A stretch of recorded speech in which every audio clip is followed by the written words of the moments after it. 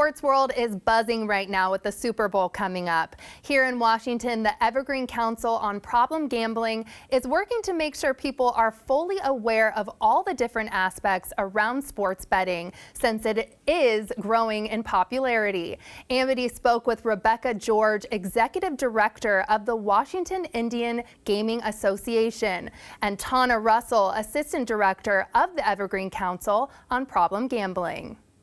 Sports betting, I think it's important to have a little context of understanding there are 29 federally recognized tribes here in Washington. 22 of those tribes operate gaming facilities, while all 29 tribes benefit from these gambling dollars.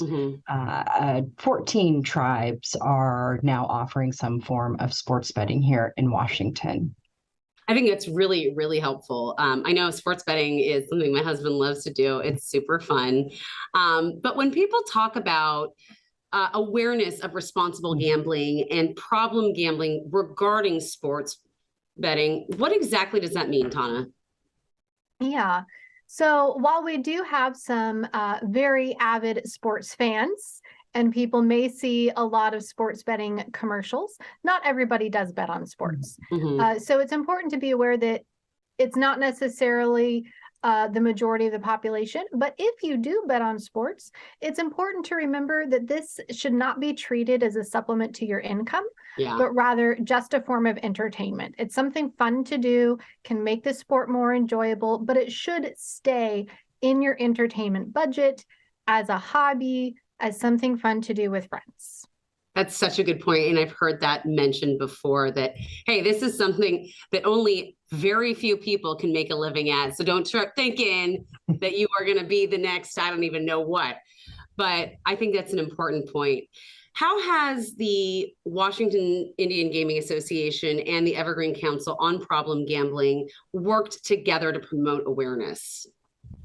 Sure. So tribes have been working proactively to address responsible gaming by providing millions of dollars into our state to things like education and prevention, treatment, and wellness programs.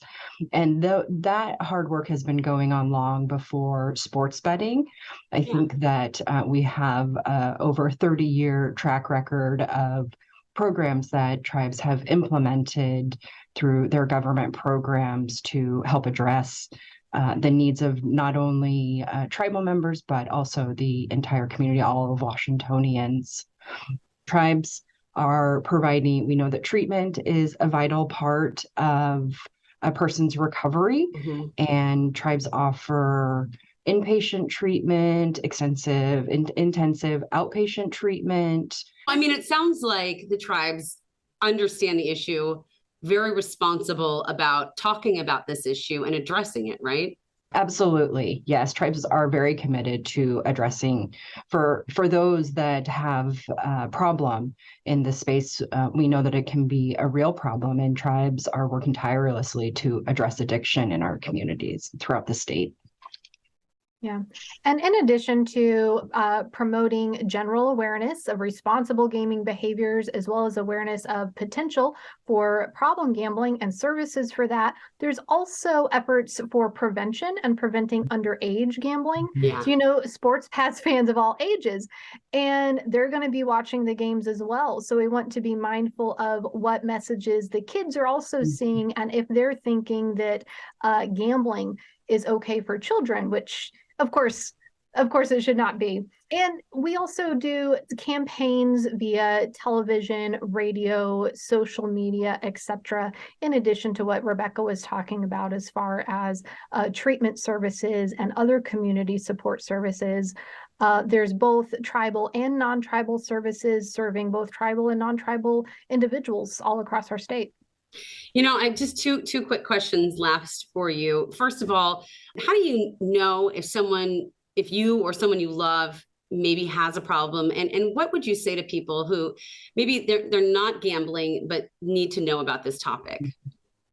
Right. So outside of like the clinical healthcare diagnosis term, just some general rules of thumb for anybody are that gambling, if you do engage in it, and not everybody does, but if you do, it should be entertainment only, like Mhm. playing a game or going to see a movie. If it goes beyond that and the person is finding that it's costing more money than they'd planned, taking up more of their time, going to see a movie shouldn't cause an argument at home either, right? So if it starts causing some of these things, those are some of the warning signs that it stepped out of the just recreational entertainment zone and more into a category more like I struggle with managing my diet, managing my money, managing my tobacco, alcohol use, and there's lots of services to help with these things. Now, what services they may need varies greatly on the person, but there's a lot out there that they can choose from. When somebody recognizes maybe that they have a problem, that there are programs in place to get help, starting at the casino with self-exclusion programs that can provide a lot of good information and set a person in the right direction for the help that they need, and their families as well.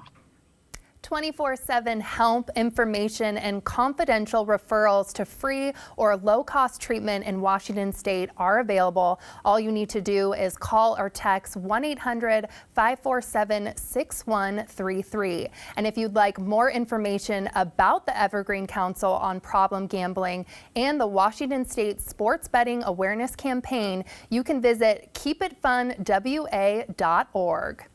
Now, if you're